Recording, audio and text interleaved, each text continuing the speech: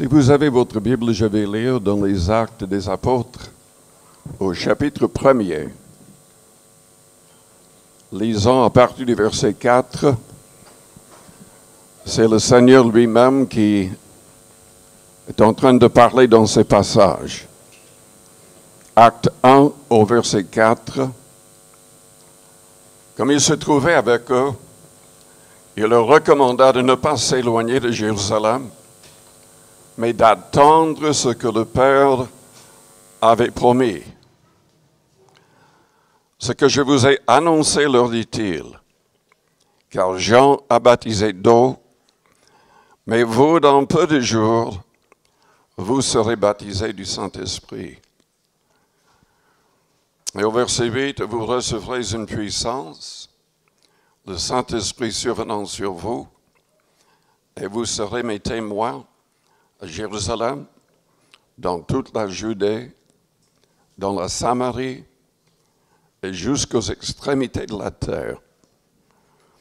Les disciples ont persévéré dans la prière 10 jours ensemble. Nous sommes convaincus que le vrai baptême du Saint-Esprit sera toujours accompagné par le parler en langue. C'était le cas dans Acte 2, le jour de la Pentecôte. Tous ont parlé en langue, sans exception. Et il y a plusieurs raisons qui nous poussent à croire cela. Je ne cache pas, il y a pas mal d'églises, baptistes, évangéliques et d'autres qui n'enseignent pas cette réalité. Mais voici ce que le Christ a dit. Il a dit dans Marc 16, « Voici les miracles qui accompagneront ceux qui auront cru. En mon nom, ils chasseront les démons, ils parleront de nouvelles langues. » Est-ce que vous êtes un croyant? Est-ce que vous croyez? Le signe, qui est le parler en langue, devrait être dans votre vie, dans la vie de tout vrai chrétien, de tout vrai croyant. Dans 1 Corinthiens chapitre 14, Paul a dit, « Je veux que vous parliez tous en langue. » S'il a dit, c'est que tous peuvent parler en langue. S'il a dit, c'est que Dieu veut que tous parlent en langue.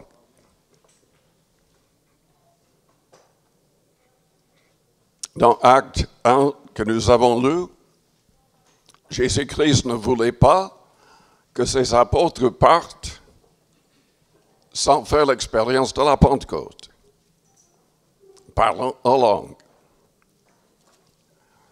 Si Jésus-Christ croyait que ses propres apôtres,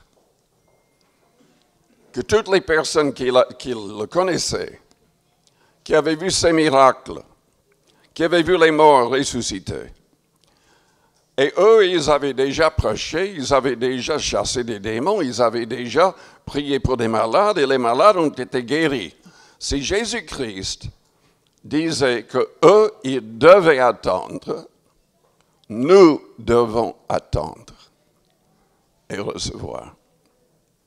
Dire que c'est simplement pour quelques-uns n'est pas biblique. Croire que ce n'est pas pour vous, ce n'est pas biblique, c'est pour tous les croyants. Et juste en parenthèse, quand Paul a dit « Je veux que vous parliez tous en langue », en fait, il n'invitait pas les Corinthiens à rechercher le parler en langue. Il parlait déjà en langue. Si vous lisez attentivement le chapitre 14, il parlait déjà tous en langue. D'ailleurs, quand Paul priait pour les gens, tôt ou tard, tous parlaient en langue. En tout cas, chaque fois que nous le voyons, priant pour les gens, tous parlaient en langue. Parfois, ils allaient plus loin, ils prophétisaient.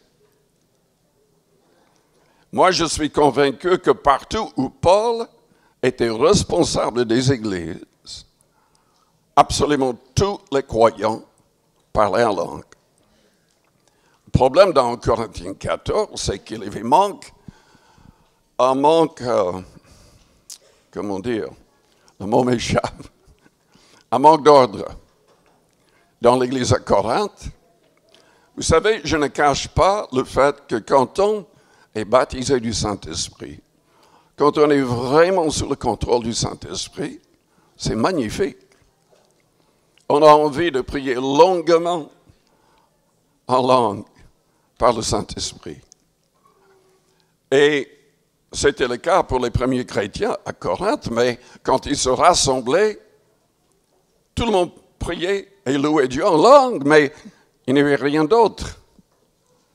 Et Paul a dit, mais ce n'est pas fait pour la réunion quand les gens peuvent venir de l'extérieur.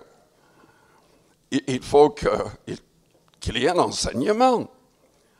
Si quelques personnes parlent en langue, il faudrait qu'ils aient le don de l'interpréter pour que tous soient aidés, édifiés. Il a dit, je parle en langue plus que vous tous, mais dans l'Église, je préfère utiliser la langue que les gens vont pouvoir comprendre pour qu'ils soient édifiés. Il a dit, si des gens nouveaux viennent et tous parlent en langue, ils vont croire que vous êtes des étrangers et des barbares et ils ne vont pas revenir. Il faut qu'il y ait de l'ordre dans vos réunions. Taisez-vous dans l'Église, sauf quand on prie pour les gens, pour qu'ils soient baptisés de l'Esprit. Demandez que Dieu vous donne le don de l'interpréter pour que tous soient édifiés. Mais je répète, tous parlaient en langue. Si vous lisez 1 Corinthiens 14, vous allez voir cela. Car il a dit, je veux que vous parliez tous en langue. Mais encore plus que vous prophétisiez. Il ne voulait pas qu'il s'arrête avec le simple parler en langue. Dans Acte 8,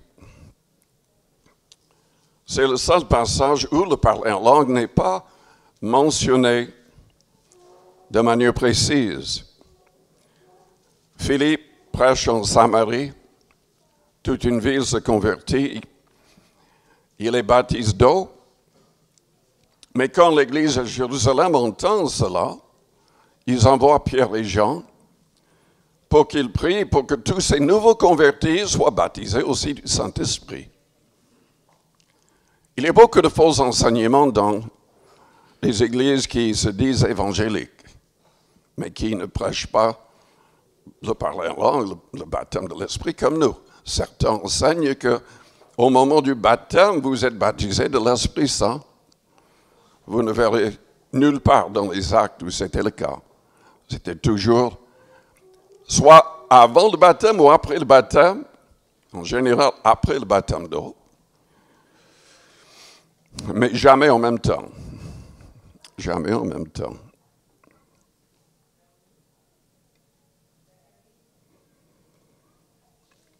Dans ce chapitre, dans cette histoire-là,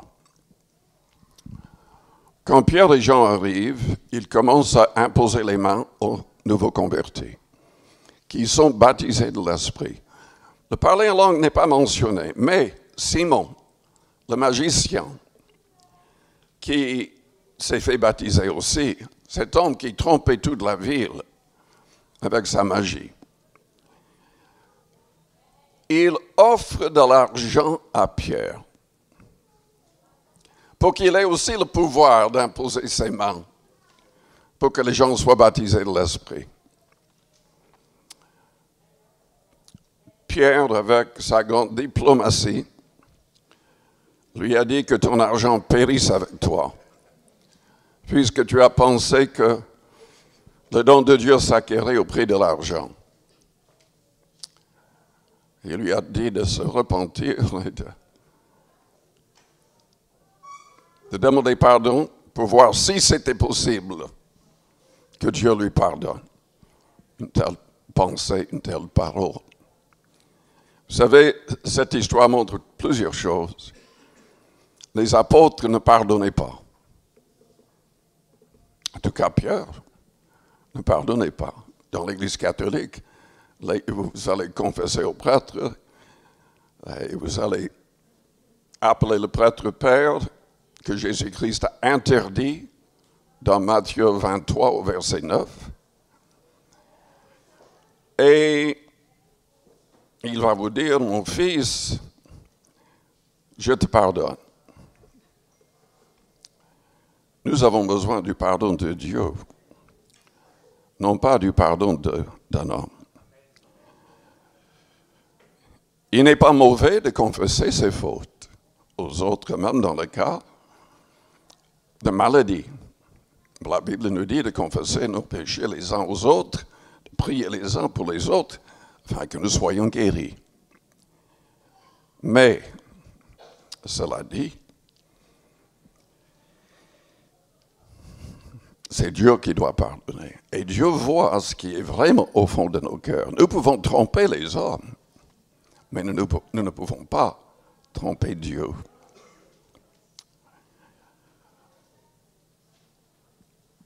C'est évident que les gens pour qui Pierre et Jean ont prié avec l'imposition des mains ont expérimenté un miracle visible ou audible. Sinon, Simon le magicien n'aurait jamais offert de l'argent. N'importe qui peut imposer les mains, prier et recevoir le Saint-Esprit, rien ne se passe de visible ou d'audible. Il n'aurait jamais offert de l'argent pour cela. Il y avait un miracle. Donc, pour chaque personne qui était baptisée de l'Esprit. Quand on va plus loin dans Acte 10, Pierre prêche dans la maison de Corneille les premiers non-juifs. Et pendant qu'il prêche, tous sont baptisés du Saint-Esprit et parlent en langue. Ils ne sont même pas encore baptisés d'eau. Pierre et les apôtres ne comprenaient même pas encore que les non-juifs pouvaient être sauvés simplement par la foi en Christ. Mais parce qu'ils ont reçu le Saint-Esprit de la même manière que les apôtres, avec le signe de parler en langue, Pierre a accepté de les baptiser d'eau. Après, il était obligé au chapitre 11 d'expliquer aux autres apôtres pourquoi il l'avait fait. Mais tous ont parlé en langue. Non pas simplement quelques-uns, tous. C'est la même chose dans Acte 19. Paul trouve 12 hommes, ils sont déjà baptisés par Jean-Baptiste, mais non pas selon le commandement du Christ, donc il les rebaptise d'eau. Et il mentionne le Père, le Fils et le Saint-Esprit, nous le savons parce qu'ils avaient posé la question, ou Paul avait posé la question, est-ce que vous avez reçu le Saint-Esprit depuis que vous avez été baptisés? Ils ont dit, mais nous n'avons même pas entendu parler du Saint-Esprit. Si quelqu'un avait baptisé en disant, je vous baptise au nom du Père, du Fils et du Saint-Esprit, ils auraient su au moins quelque chose à l'égard du Saint-Esprit. Mais ils ne connaissaient rien. Donc il les a rebaptisés. Je devrais expliquer, il y a des gens qui se trompent, qui divisent l'Église de Jésus-Christ, qui insistent sur le fait que quand nous baptisons les gens, on doit baptiser uniquement au nom de Jésus-Christ. On ne doit pas mentionner le Père ou le Saint-Esprit, parce que dans les actes, c'est mentionné qu'ils ont été baptisés soit au nom de Jésus-Christ, ou au nom du Seigneur Jésus-Christ, ou au nom du Seigneur. Mais ces expressions signifiait simplement qu'il baptisait selon son autorité et il avait ordonné de mentionner le Père, le Fils et le Saint-Esprit. D'ailleurs, il y a beaucoup d'autres passages dans le Nouveau Testament, dans les lettres des apôtres. Par exemple, il y a un passage qui dit que nous devons tout faire au nom de Jésus-Christ. Et souvent, les gens citent ce passage sans lire le reste. À la gloire de Dieu le Père, et ce qui suit. Eux, ils enseignent que Jésus est le Père. Ce n'est pas du tout le cas. C'est toujours marqué, Jésus-Christ le Seigneur est le Père céleste, non pas qu'il est le Père céleste. Jésus avait toujours dit que le Père était plus grand que lui et que le Père seul connaissait le moment de son retour, que les anges et le Fils ne savaient pas, que c'était laissé à l'autorité du Père.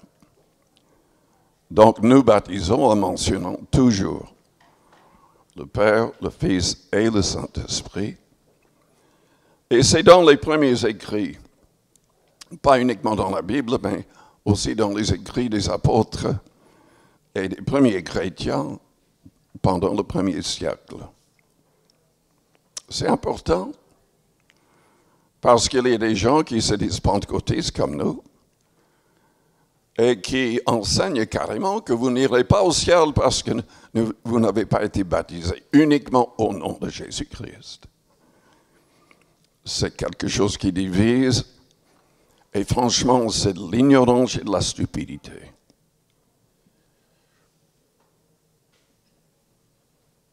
Dans Corinthiens chapitre 14,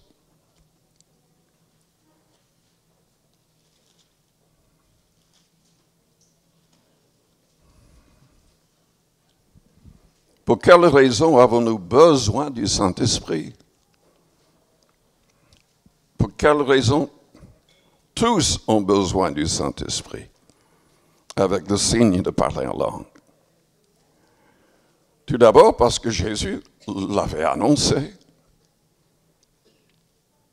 C'est un signe, un miracle qui devrait suivre tout vrai croyant. C'est important parce que il a dit au verset 2, « Celui qui parle la langue ne parle pas aux hommes, mais à Dieu, car personne ne le comprend. » C'est un esprit qui a dit des mystères. C'est pour notre recueillement personnel avec Dieu. Si on lit un peu plus loin, nous voyons que c'est important pour être fort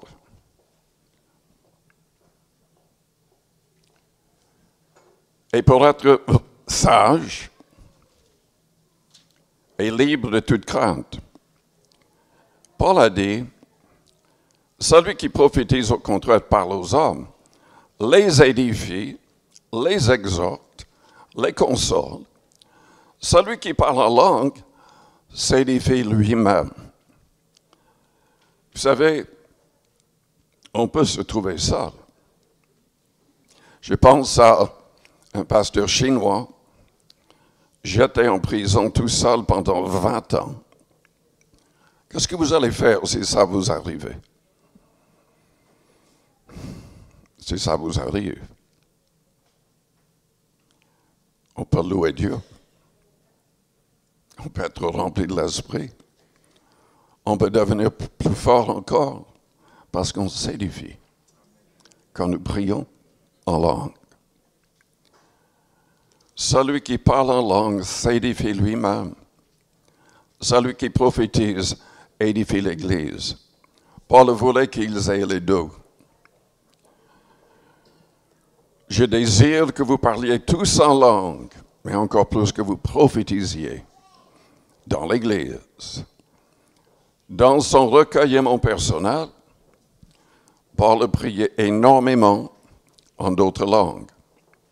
Il a dit au verset 18, « Je rends grâce à Dieu de ce que je parle en langue, plus que vous tous.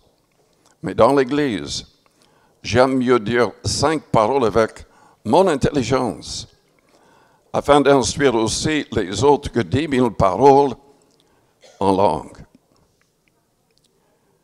Ce qui bloque souvent les gens, c'est que le parler en langue n'est pas compris. N'est pas comprise. À moins qu'on reçoive le don pour l'interpréter, nous ne savons pas ce que nous sommes en train de dire. Mais nous ressentons la présence de Dieu et nous savons qu'il y a une louange, une adoration qui monte vers Dieu. Et tout en parlant en langue, nous pouvons, avec notre esprit, louer Dieu avec notre langue maternelle. Il y a beaucoup de choses qui se passent en même temps. Paul a dit au verset 13 que celui qui parle en langue prie pour avoir le don d'interpréter. Car si je prie en langue, mon esprit est en prière, mais mon intelligence demeure stérile. On ne comprend pas. Que faire donc? Je prierai par l'esprit, mais je prierai aussi avec l'intelligence. Je chanterai par l'esprit, mais je chanterai aussi avec l'intelligence. Il est en train de parler de son recueillement personnel. Il faisait les deux. Autrement, si tu rends grâce par l'esprit, comment? Celui qui est dans les rangs de l'homme du peuple répondra-t-il Amen à ton action de grâce, puisqu'il ne sait pas ce que tu dis. Mais il souligne au verset 17, tu rends, il est vrai, d'excellentes actions de grâce. Mais l'autre n'est pas édifié. Tu rends d'excellentes actions de grâce. C'est important cette phrase. Je l'ai soulignée dans ma Bible parce que dans Jean 4, Jésus-Christ a dit à la femme samaritaine que le Père cherchait de vrais adorateurs, ceux qui l'adoreraient en esprit et en vérité.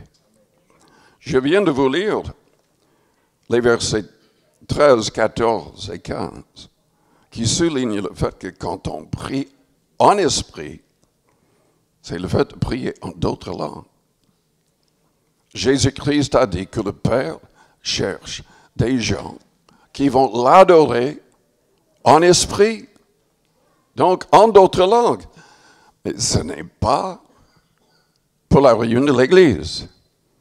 On doit se taire ou prier assez bas pour que les autres ne l'entendent pas. À moins de donner l'interprétation pour que toute l'Église en soit édifiée. Moi, je vous encourage vraiment à être discipliné dans ce domaine, parce que les gens qui ne croient même pas que c'est pour aujourd'hui tout cela, s'ils viennent dans une assemblée et les gens parlent à haute voix en d'autres langues et la chose n'a jamais été expliquée dans la réunion, ils vont dire, mais vous ne suivez pas du tout ce que Paul a dit. Vous êtes dans la désobéissance. Et il y a des gens qui ne veulent même pas croire que ça vient de Dieu. Surtout si quelqu'un désobéit.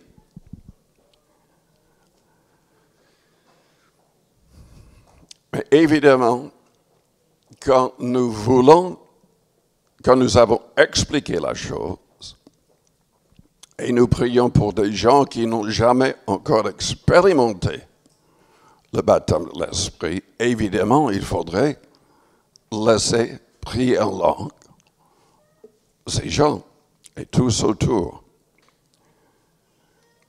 Peut-être que le Seigneur va donner un message qui sera interprété, mais ce n'est pas vraiment le but d'une telle réunion. C'est surtout que tous commencent à prier en langue. Par la suite, il ira le reste.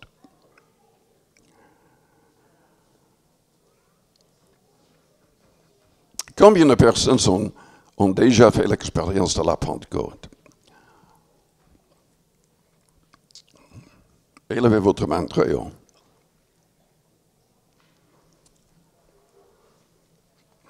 Est-ce que vous priez en langue chaque jour? Est-ce que vous adorez Dieu en langue chaque jour? Malheureusement, il y a beaucoup de gens qui ne le font pas. Et souvent, après un temps, le Saint-Esprit est attristé et la personne ne peut plus parler en langue. En fait, c'est très important de persévérer dans son recueillement personnel, priant en langue. Et on peut même chanter en langue comme Paul le faisait, afin d'être fort. Qu'est-ce que Paul a dit à Timothée, qui était craintif, timide, un jeune prédicateur? Il faudrait comprendre qu'à l'époque, les chrétiens étaient menacés de mort. Il lui a dit, ranime le don que tu as reçu par l'imposition des mains. Car Dieu ne nous a pas donné un esprit de timidité ou de crainte, mais un esprit de force, d'amour et de sagesse. Est-ce que vous voulez la force du Seigneur? Est-ce que vous voulez être rempli de l'amour divin? Est-ce que vous voulez la sagesse divine? Ça vient du Saint-Esprit. Est-ce que vous voulez la puissance que les apôtres n'avaient pas? En dépit du fait d'avoir marché avec le Christ pendant 3 ans et demi, ils n'avaient pas cette puissance dont ils en avaient besoin avant le jour de Pentecôte. Tous en ont besoin. Mais vous ne recevrez jamais si vous ne remplissiez pas 2 conditions. Tout d'abord, vous avez besoin, vous devez avoir le désir. Vous devez avoir faim et soif de ce que Dieu nous offre. Il y a des gens qui restent indifférents, ils se disent, enfin, j'en ai pas besoin, etc., etc. Mais ce qui est indispensable aussi, c'est que vous devez vous engager avec le Christ pour être un vrai disciple. Un vrai disciple. Il a dit, si vous m'aimez, gardez mes commandements, et je prierai le Père, et il vous donnera un autre consolateur, l'Esprit de vérité. Il est avec vous, mais il sera en vous. Nous devons aimer la parole, commencer à mettre en pratique cette parole. Nous devons avoir le désir et vraiment vouloir tout mettre en pratique. Le désir d'être un vrai disciple, où vous ne recevrez jamais, jamais le baptême de l'Esprit. Attention, vous pouvez recevoir un esprit qui n'est pas le Saint-Esprit. Mais ça n'arrive jamais aux gens sincères. Ça n'arrive jamais aux gens sincères. Qui aiment vraiment le Christ, qui aiment vraiment ses commandements, qui veulent les mettre en pratique. Jésus en a parlé dans Luc 11. Dieu ne va jamais donner un autre esprit ou quelque chose de mauvais si on demande le Saint-Esprit. Par contre, il y a des gens qui ne se repentent même pas, qui n'ont aucune intention de mettre leur vie vraiment en règle,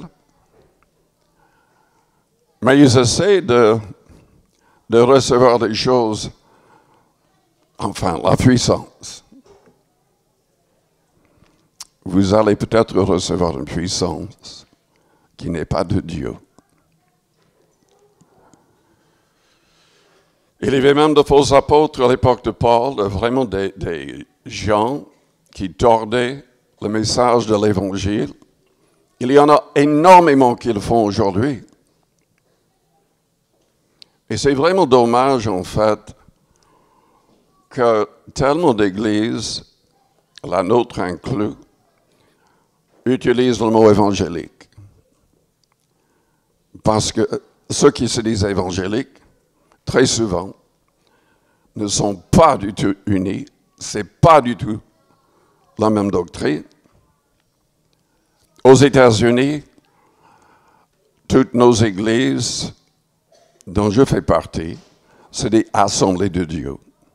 En France, nos églises font partie des assemblées de Dieu, mais la plupart n'utilisent pas le nom sur le bâtiment. Je ne sais pas comment ils ont commencé à utiliser le mot évangélique,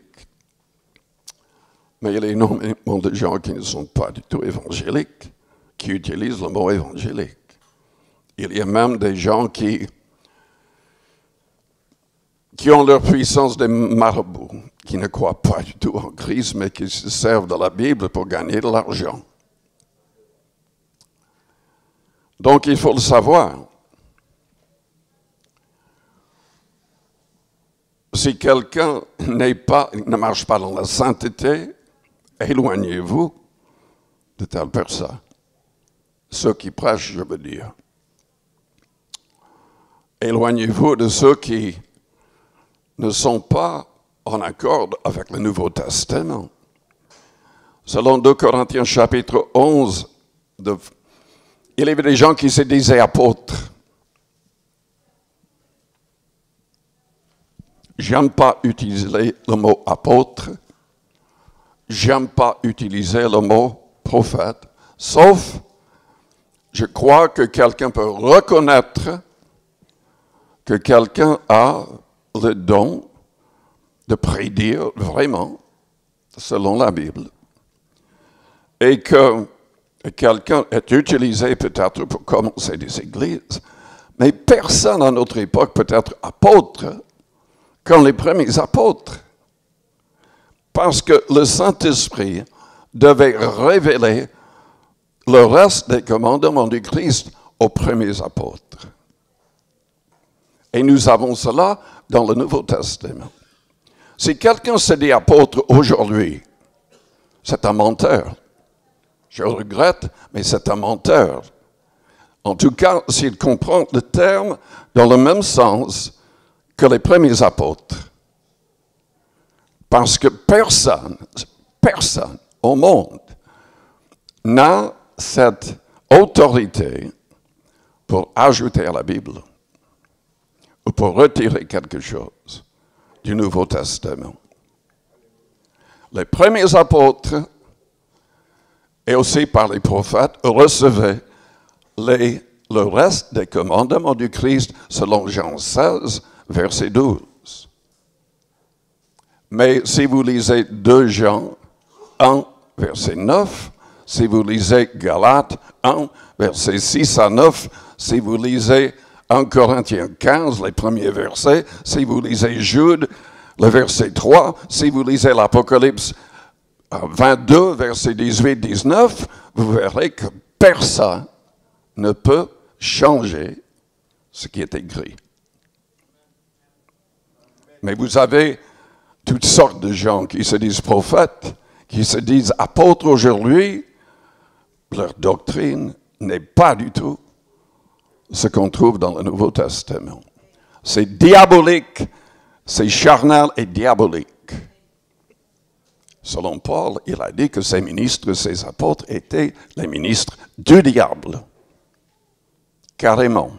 Ce n'était pas simplement un petit problème de compréhension. Il a dit, ce sont les ministres du diable. Et il faut qu'on soit ferme à l'égard de cela. Mais nous avons tous besoin du Saint-Esprit. Nous avons tous besoin du Saint-Esprit. C'est glorieux quand on est pleinement rempli de l'Esprit et quand on adore Dieu par le Saint-Esprit. Nous en avons tous besoin. À cause des persécutions actuelles, mais surtout à ce qui va venir. Je vous invite à vous lever. Fermez vos yeux, courbez vos fronts, avec les yeux fermés, les fronts courbés.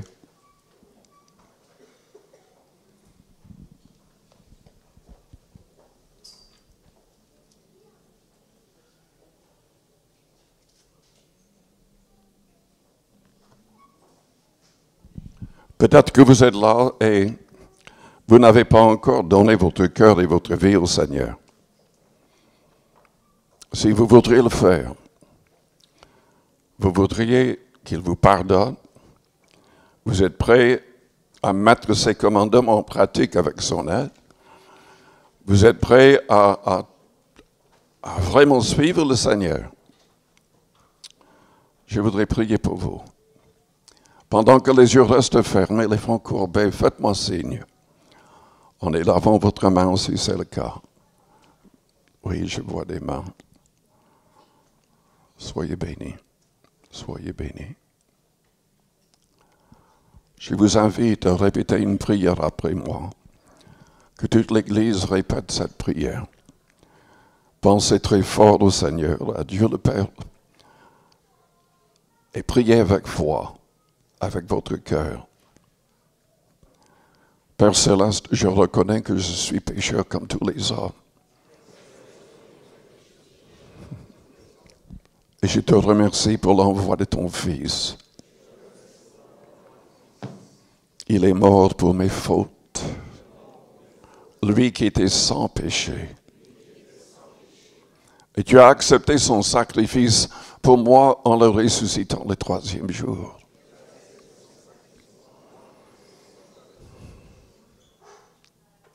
Seigneur Jésus, je te demande d'être le maître de chaque détail de ma vie.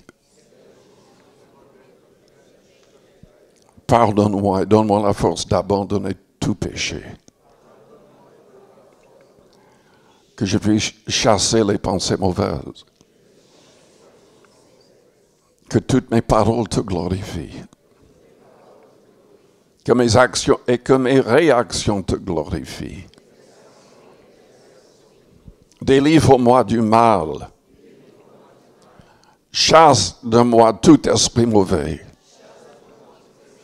Que ton Esprit Saint vienne en moi. Je place tout à tes pieds.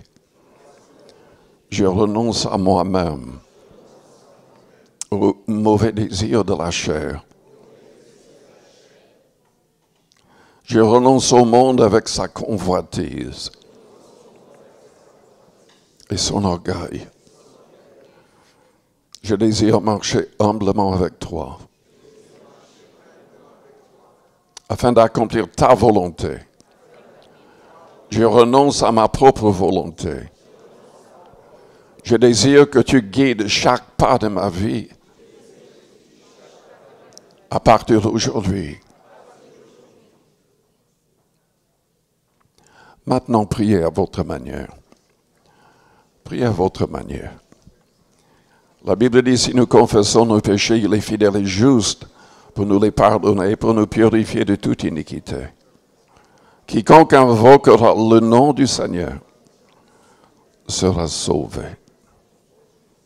Sera sauvé.